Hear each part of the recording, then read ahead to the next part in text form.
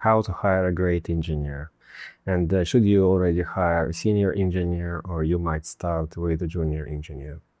It really depends on the work that you are going to do. And it depends on the resources that you are having right now. And resources, not only the budget, it's also time. Because when you hire a less experienced developer, you not only creating a load on the team who has to mentor, but also you increase a load on the project manager or product manager or maybe product owner who are providing additional details and information to junior. And the problem here is that most of the time people get frustrated very fast. Nowadays, people do not have enough patience, and they try to offload a lot of work to the people, and they don't provide sufficient description of what should be done. So to hire a great software engineer to your team, you have to understand what's the goal of hiring. Like, do you want to provide, what are the services that are you providing? Do you want to build a product? Do you want to give outsourcing? Or do you want to provide this person for outsourcing? Or do you want to provide as an outstaffing, for example?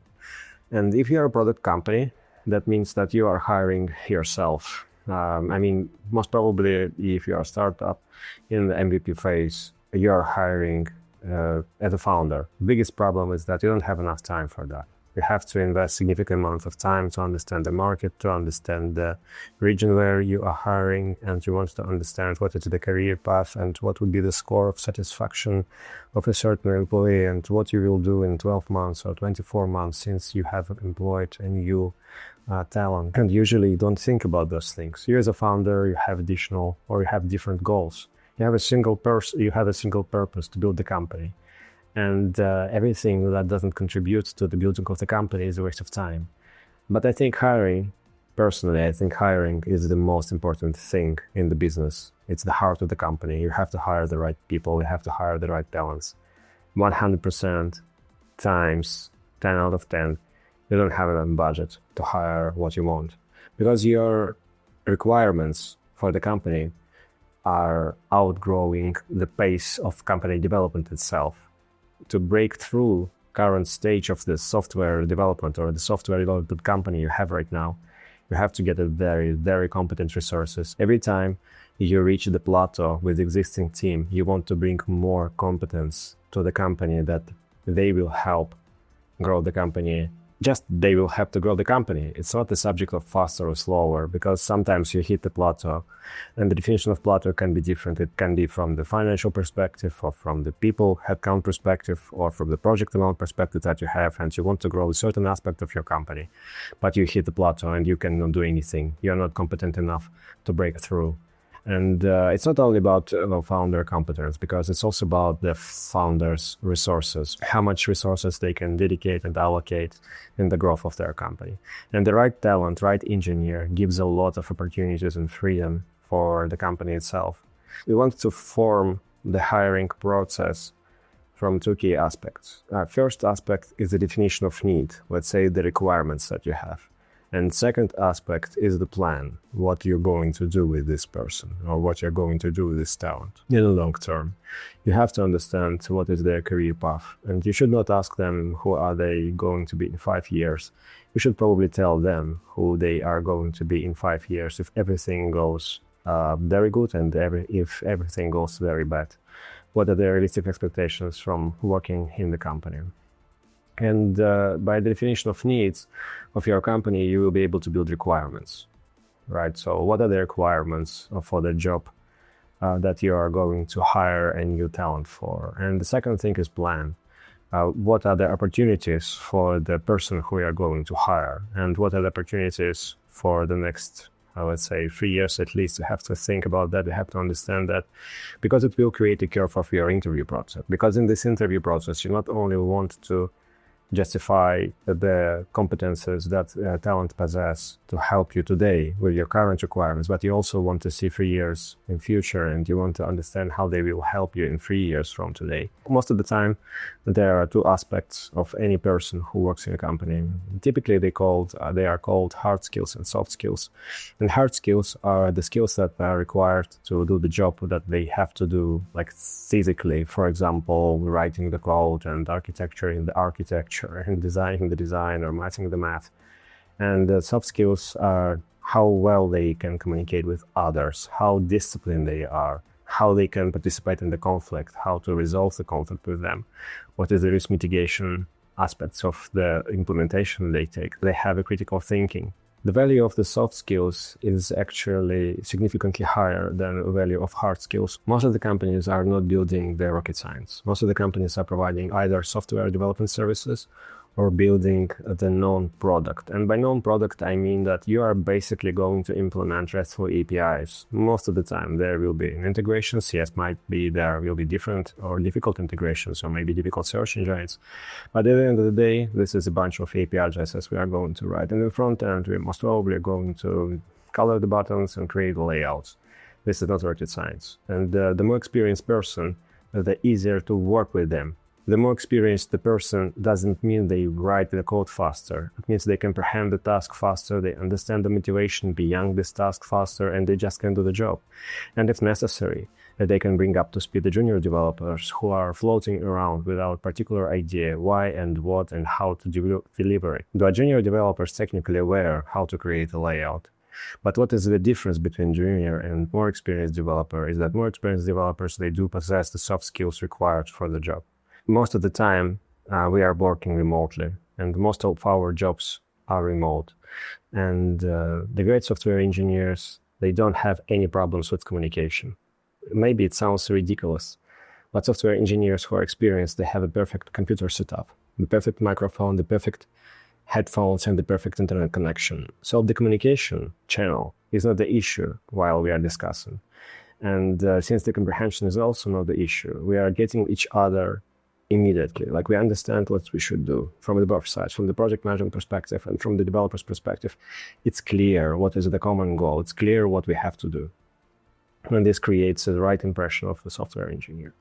And I would say there are only 3 necessary steps to perform an evaluation of the software engineer.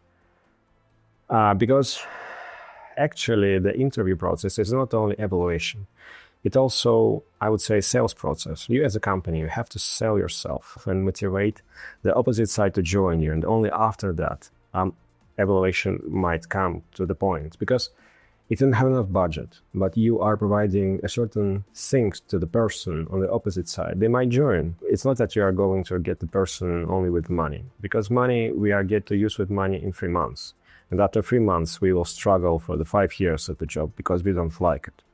And we don't have enough motivation to change it. So we will just prefer the path of less resistance, and we will struggle in this work forever because the interview nightmare is worse than struggling at the current job. So you probably need only 3 steps. Introduction step, where you meet the talent and you describe who you are and why you are doing this, and you try to inspire them. Even if you are nobody, if you are a no-name company, and if you are not doing interesting job, you still can inspire and motivate people to work with you because of who you are. And the second thing you are going to do is a technical interview. You want to find the best communicator in the company, the best technical talent in the company. And if this is the owner, that's fine. It can be you. And then you have to go through the evaluation process. And you most probably want to give a simple technical task. You want to understand how they would approach technically a certain challenge that you provide. And most of the time, you will end up in getting a response in 3 days, right? So you probably want to ask to build a simple API that will work with a simple front end if you are talking about the full stack position for more common web development projects. It's just the front end, back end, and deployment, for example, and that will be your evaluation task. And it must take around 6 to 8 hours to implement. And if it's successful, if it looks good, it should be billable time. So best you should pay for that. And so at the technical interview, you also want to ask person how they solved the issues in past. You want to ask them how did they do React, how they did Node.js, for example. And you want to ask them in past tense, how did you do that? How did you use state management? How did you write OpenAPI? How you did Swagger? How you did Jest? How you did this? How you did that? Because people who didn't do that, they will just answer you hypothetically. They would answer, I would do this and I would do that. But in reality, if the people did do this job, they will they will answer you in the past tense. They would say, oh, when I was working there, I implemented style components, and then I migrated from style components to CSS because I wanted to solve the problem with the server-side rendering indexing in our e-commerce platform. So they will elaborate and they will bring you an example of how they exactly solved this problem before. Unfortunately, nowadays interviewers, they want to have 6+ years in something, and then they pay $1,000 for that experience. And this, like, math isn't math, and that doesn't work. It cannot work this way. People with the big experience of problem solving, they obviously have to get more money, but not every company can provide this. And if you are not able to provide this, your interview process should aim something else, because evaluation point at this point is not your strongest ability, because you cannot provide the mid-range market salary at this point. So if you cannot do that, then don't bother yourself and just provide the simple interviewing process where you want to more work with the person of the next 3 years, like what's going to happen in the next 3 years, how you want them to get education, how you are together in that. Because if you have a lack of budget, then the person has a lot of experience, and that's absolutely fine, but you have an opportunity to find a reasonable person who will do their best and grow in these 3 years, and you have to do your best, and you have to increase their pay grade in these 3 years. And if that works, then you have an opportunity to grow a great software engineer that eventually will stay with you for a long time. People argue what is the best, hybrid, remote, or on-site. But I think there is no one pill for everyone. I think each person wants their way. Some of the guys want to work remotely, some of the people want to work on site, and there are reasons for that. Some people need easier discussion with their colleagues, they want to meet in the chat room, they want to shake your hand. But sometimes people want to be autonomous, they want to be remote, they want to be flexible in communication, they don't want to be bothered all the time, because if you bother them, their couple hours might be ruined because you interfered their personal space and they weren't ready for that, and thus they are now unproductive. There's also a lot of frustration when hiring companies create a job posting and they motivate you to write a very, very, very long form. Then you attach your CV, and this is exhausting. And then there is no reason for that because you never get a reply. And I understand that. Our company is one of the few companies who are doing otherwise. We are just asking for a CV. We don't want to see the form, because to have this form, we need to build it. And our resources we don't have resources to build something that is not used. And I think generally these forms, with applications forms, are not used. The simple communication channel that is sufficient for that is just an email. If people see the email, they can write you their CV, and that's fine. Nowadays, there is also a lot of AI that is involved in the process. AI screening, AI calls, and AI communication from the hiring company in order to evaluate, or let's say in order to filter most of the job seekers. And I think this is not the right approach. AI tools are not capable yet to filter out good engineers from bad engineers. Yes, we can use AI for some kind of sourcing, but I don't understand the value yet. Maybe I didn't see the right tool. All my experience with AI was there was a questionnaire that was written with some algorithm, and then they were recording me through the camera and voice. And they texted the questions on the screen, and I provided an answer, and I never heard back. I even didn't hear back like the ultimative reply. And this was my own experience with AI. And I was thinking that like I'm the only one, I was just not hired and wasn't good enough for the position. But it turned out this is a common practice. And this is a lot of frustration, because in order to get hired, you have to spend infinite amount of attempts in different companies. And then when you come to the interview, people expect you to know the history of their company, when they started, what they do, what their good stuff, and how long they're on the market, and they demand this information from every candidate. So how to hire the software engineers in 2025? It's the same as in 2024 and 2023. You have to provide a reasonable motivation for the people, and you want to get a certain requirements, and you want to plan their career. And then the right people will come to work with you.